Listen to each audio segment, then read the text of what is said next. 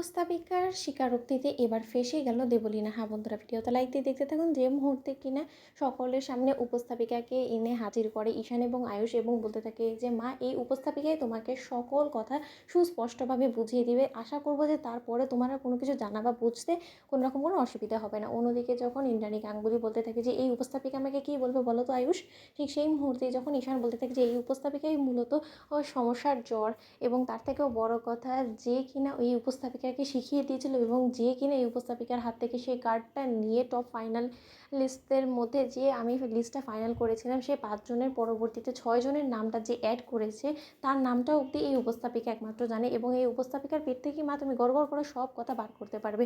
ঠিক সেই মুহূর্তে ইন্দ্রাণী যখন বলতে থাকে যে তুমি আমাকে বলবে ঠিকটা যে আসলে ঠিক কী ঘটেছিল ব্যাক স্টেজে, নাকি আমি বার করার ব্যবস্থা করবো। ঠিক সেই মুহূর্তে উপস্থাপিকা ঘাবড়ে গিয়ে যখন সব গড়গড় করে স্বীকার করা শুরু করে দেয়, ঠিক সেই মুহূর্তে ইন্দ্রাণী গাঙ্গুলি বলতে থাকে যে কে তোমার এই কার্ডে 6th কন্টেস্ট্যান্টের নামটা লিখেছিল। ঠিক সেই সময় যখন দেবলীনা বলতে থাকে যে সর্বনাশ করেছে, একে কোথা থেকে তুলে নিয়ে এলো, এ কোনো মতে আবার আমার নামটা বলে বসবে না তো।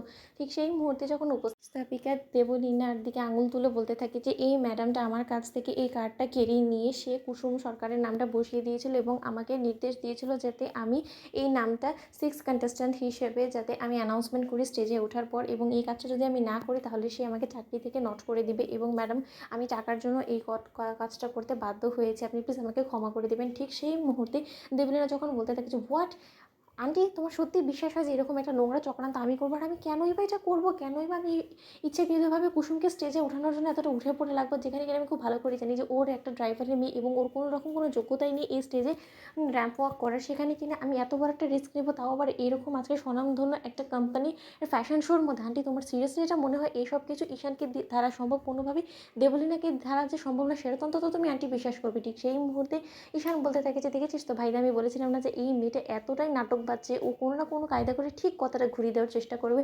এবং দেবলীনা, আমি তোমাকে একটা ইনফরমেশন দিয়ে রাখি যে তুমি যে এই সকল কথাগুলো বলছো না, সেটা এক চুটকি বাজিয়ে আমি কিন্তু মিথ্যে প্রমাণ করে দিতে পারবো। তার কারণ গোটা ফাংশনের মধ্যে কিন্তু ক্যামেরা ইনক্লুড ছিল, এবং প্রত্যেক জায়গার ক্যামেরা ফুটেজ যদি আমি এনে এখন মাকে দেখাই তাহলে তুমি কোনোভাবেই নিজেকে নির্দোষ প্রমাণ করতে পারবে।